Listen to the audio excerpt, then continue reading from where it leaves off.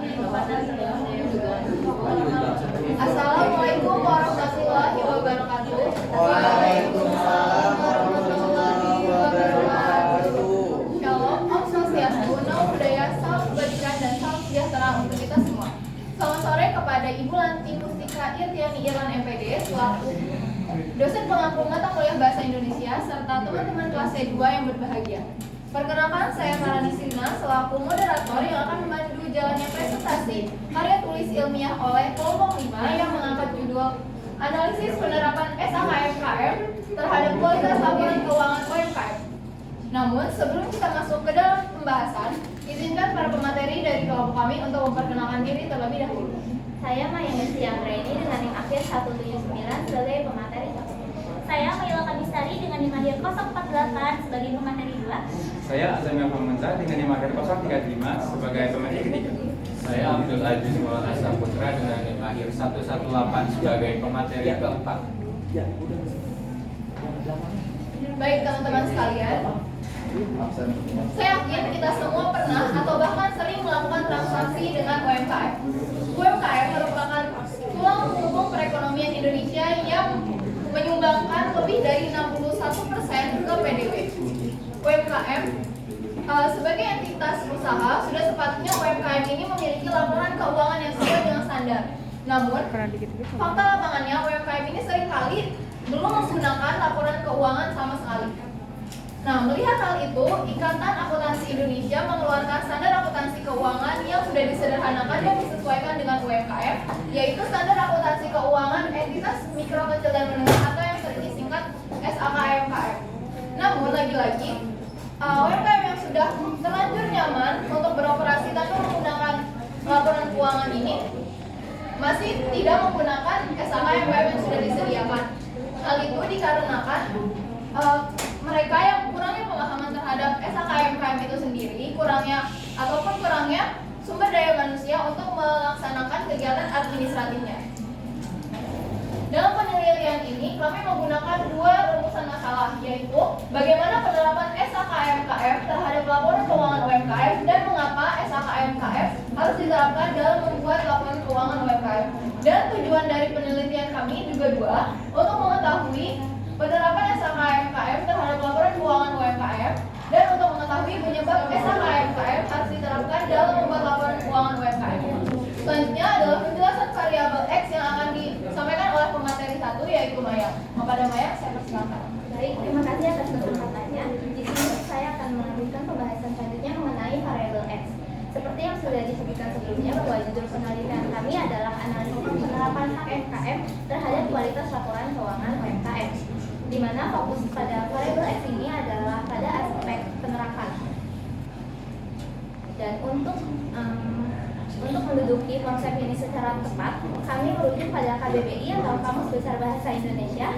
Di sini penerapan didefinisikan sebagai suatu proses, cara atau perbuatan menerapkan. Namun poin utamanya adalah pada makna kata dasarnya, yaitu mempraktikkan atau melakukan perbuatan sesuatu, baik itu teori maupun kebijakan. Oke, lanjut. Lalu apa sih yang diterapkan di sini? Jadi yang diterapkan di sini adalah SAKMKM. Kami menggunakan buku SAKMKM atau Standar Akuntansi Keuangan Entitas Mikro, Kecil, dan Menengah yang langsung dikeluarkan oleh IAI atau Ikatan Akuntan Indonesia. Di sini menyebutkan bahwa SAKMKM adalah standar yang dirancang khusus untuk memberikan penyederhanaan mulai dari penyajian, pengukuran, sampai pengungkapan dalam laporan keuangan. Jadi standar ini memang sengaja dibedakan dengan standar akuntansi lainnya seperti SAK umum atau SAK ETA yang dimaksudkan untuk lebih mudah diterapkan bagi UMKM. Oleh karena itu pada variabel X ini kita akan mengukur dari sejauh mana sih UMKM dapat mempraktikkan standar yang telah disederhanakan oleh IAI tersebut dalam operasional bisnis mereka sehari-harinya. Oke, untuk selanjutnya saya silakan kepada pemateri berikutnya. Baik, terima kasih atas kesempatannya. Teman-teman, fokus utama kita sekarang adalah variabel Y atau analisis atau kualitas laporan keuangan UMKM. Nah, untuk mengetahui atau menganalisis konsep dasarnya lagi, saya akan menguraikan 3 konsep dasarnya dan yang ketiga adalah UMKM. Kita masuk ke poin pertama dulu, yaitu adalah kualitas. Menurut KBBI atau Kamus Besar Bahasa Indonesia, kualitas adalah tingkat dari baik buruknya sesuatu yang dapat kita lihat dari cara kadar, derajat, dan juga dari taraf yang dapat kita lihat dari hal-hal berikut itu. Lalu kualitas dalam konteks penelitian kami ini adalah kualitas dari laporan keuangan UMKM. Apakah laporan tersebut sudah relevan dan dapat diandalkan atau tidak? Lalu kita masuk ke poin yang kedua, yaitu adalah laporan keuangan. Menurut Bariduan tahun 2004 mengatakan bahwa laporan keuangan itu dapat didefinisikan sebagai ringkasan dari proses pencatatan atau dari klasifikasi dari atau rekapitulasi dari transaksi yang sudah terjadi selama satu periode. Lalu selanjutnya ada poin yang ketiga, yaitu ada UMKM atau usaha mikro kecil dan menengah. Nah, UMKM ini tidak lain yang tidak bukan adalah subjek dari penelitian kami. UMKM ini adalah salah satu entitas atau pelaku ekonomi yang memiliki peran yang sangat signifikan dalam proses perkembangan perekonomian di Indonesia. UMKM ini adalah suatu entitas dapat dikatakan sebagai UMKM ketika mereka itu sudah memenuhi kriteria sebagai usaha mikro kecil dan menengah yang memiliki eksistensi yang sangat kuat terhadap proses perkembangan perekonomian. Lalu materi selanjutnya akan disampaikan oleh rekan saya, Ibu Moza. Terima kasih atas waktunya, Mela. Selanjutnya saya akan menjelaskan tentang metodologi penelitian kami. Di sini metode yang kami gunakan adalah metode kualitatif dengan jenis pendekatan deskriptif, yang dimana hal ini bertujuan untuk menyajikan gambaran secara sistematis, aktual, dan akurat mengenai sifat-sifat, fakta-fakta, dan hubungan antar fenomena yang kami selidiki. Penelitian ini berfokuskan kepada proses penerapan SHK MKM serta menganalisis pengaruh standar tersebut terhadap laporan keuangan yang dihasilkan. Selanjutnya, kami memiliki dua sumber data. Yang pertama ada data primer, yang dimana data primer ini adalah data yang didapatkan secara langsung, yang dimana didapatkan oleh peneliti melalui responden. Yang kedua ada data sekunder, yang dimana data ini tidak didapatkan secara langsung, melainkan didapatkan melalui media lainnya. Media lainnya yang kami gunakan itu seperti jurnal ilmiah, buku, internet, dan kamus. Data sekunder yang kami dapatkan ini akan kami gunakan untuk memperkuat informasi yang kami dapatkan dari metode penelitian kami. Untuk mendapatkan beberapa data tadi, kami menggunakan beberapa teknik. Di antaranya ada teknik observasi. Teknik observasi adalah teknik pengumpulan data yang didapatkan melalui media mata secara langsung tanpa adanya perantara yang lain. Yang kedua ada teknik wawancara. Teknik wawancara adalah teknik pengumpulan data secara langsung antara peneliti dan responden melalui cara tanya jawab.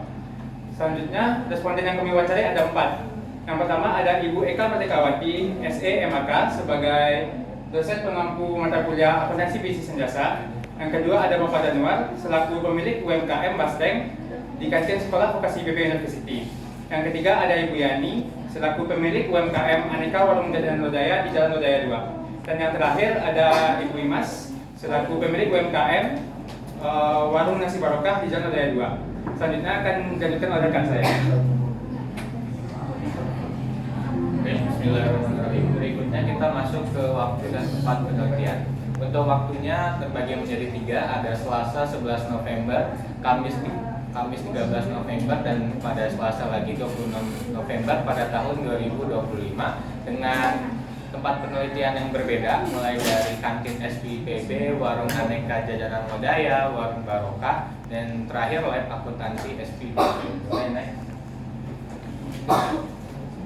Berikutnya kita masuk ke hasil. Berdasarkan proses wawancara dan observasi ditemukan hasil bahwa seluruh responden bergerak pada bidang kuliner.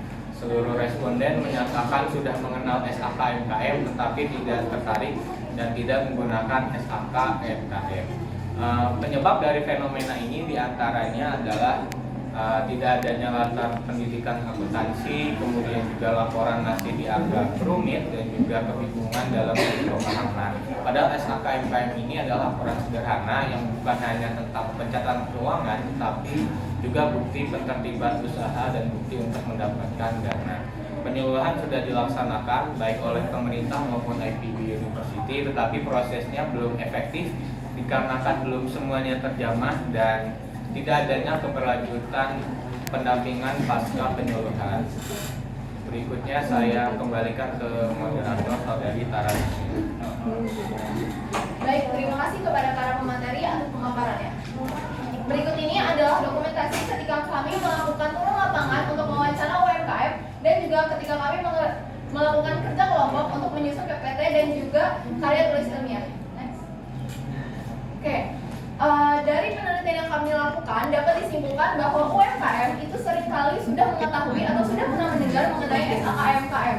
Namun karena mereka sudah terlanjur nyaman untuk untuk beroperasi tanpa menggunakan laporan keuangan, mereka ini melanjutkan tanpa menggunakan SHKMKM tersebut.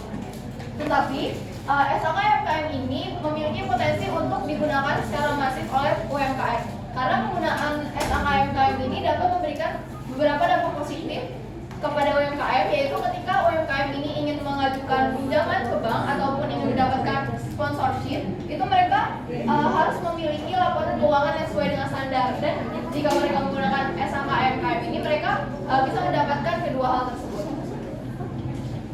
Baik, kita sudah berada di penghujung presentasi.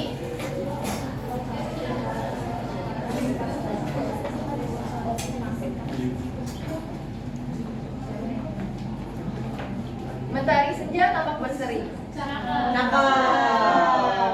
Terima kasih sudah menemani hingga akhir sesi. SHKMKM Tanda lokal.